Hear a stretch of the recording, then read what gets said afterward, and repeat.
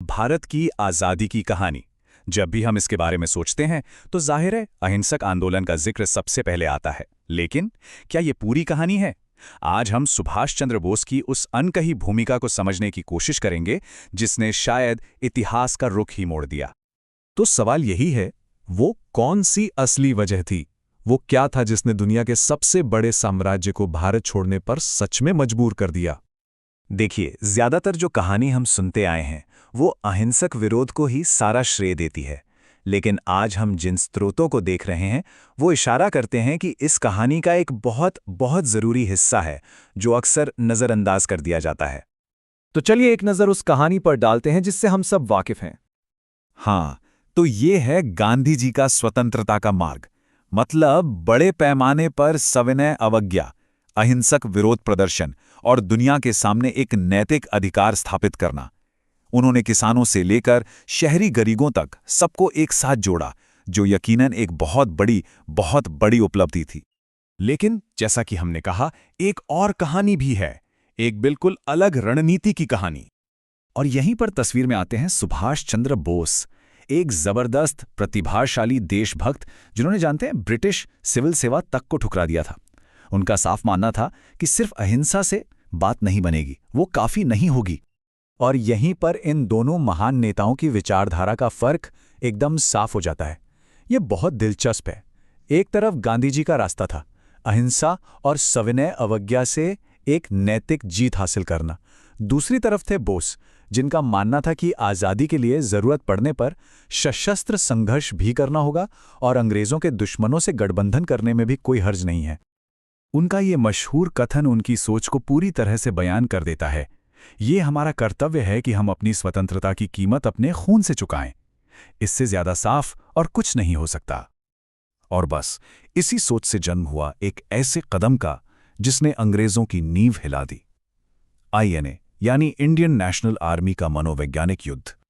तो सवाल है, ये हुआ कैसे?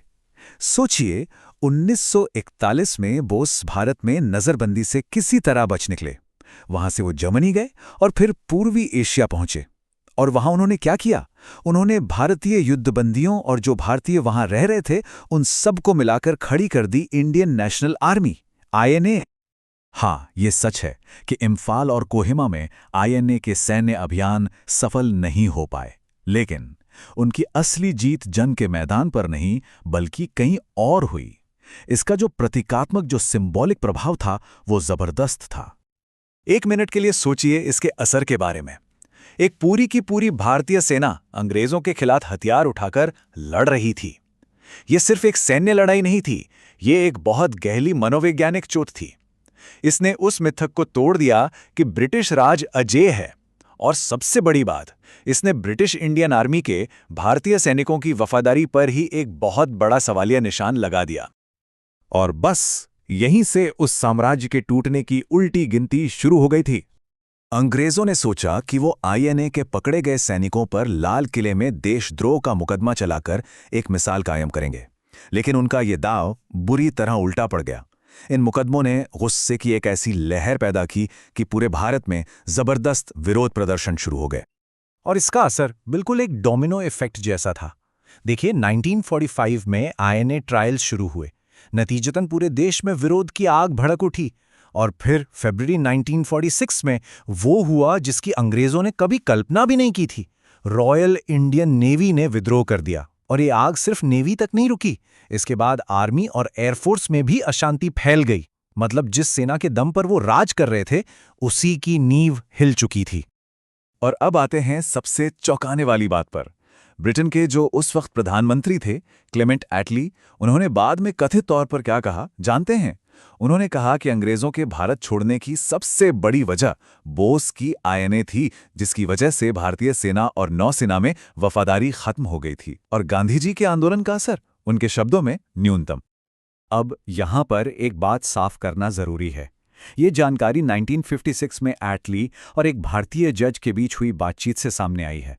इसकी पूरी तरह से पुष्टि को लेकर इतिहासकारों में बहस है, ये सच है। लेकिन अगर ये बात कही गई थी तो ये उस वक्त के ब्रिटिश नेतृत्व के अंदर के डर को, उनके रणनीतिक खौफ को जरूर दिखाती है।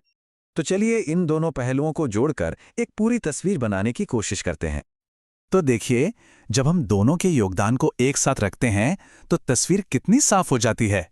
एक तरफ गांधी जी ने आम जनता को एक साथ लाकर एक नैतिक शक्ति खड़ी की, तो दूसरी तरफ बोस में सेना की वफादारी पर चोट करके एक जबरदस्त मनोवैज्ञानिक दबाव बनाया। गांधी जी ने एक राष्ट्रव्यापी आंदोलन खड़ा किया तो बोस ने अंग्रेजों के सामने एक ऐसा रणनीतिक संकट खड़ा कर दिया जिससे बाहर निकलना उनके लिए लगभग नामुमकिन हो गया था। तो इसका मतलब ये बिल्कुल नहीं है कि हम किसी एक को दूसरे से बड़ा बता रहे हैं। बिल्कुल नहीं। मुद्दा बस ये समझने का है कि बोस की भूमिका एक बहुत ही महत्वपूर्ण उत्प्रेरक, एक क्रिटिकल कैटलिस्ट की थी, जिसने आज़ादी की प्रक्रिया को तेज कर दिया। हाँ, एक संतुलित नजरिए के लिए ये जानना भी जरूरी है कि बोस की रणनीति पर सवाल भी उठाए जाते हैं। धुरी शक्तियों यानी कि जर्मनी और जापान के साथ उनका गठबंधन जाहिर है कई मुश्किल नैतिक सवाल खड़े करता है, और साथ ही आज़ादी के बाद भारत के लिए उनका जो नजरिया था वो एक काफ़ी मजबूत और सैन्यीकृत केंद्र सरकार का था।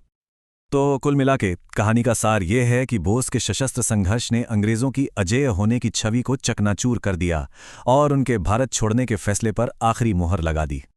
तो आखिर में सवाल यही है कि आज़ादी की कहानी का ये हिस्सा जिसे हम अक्सर भूल जाते हैं, हमारी पूरी समझ को किस तरह से बदल देता है। ये एक ऐसा सवाल है जिस पर हम सबको सोचने की ज़रूरत है।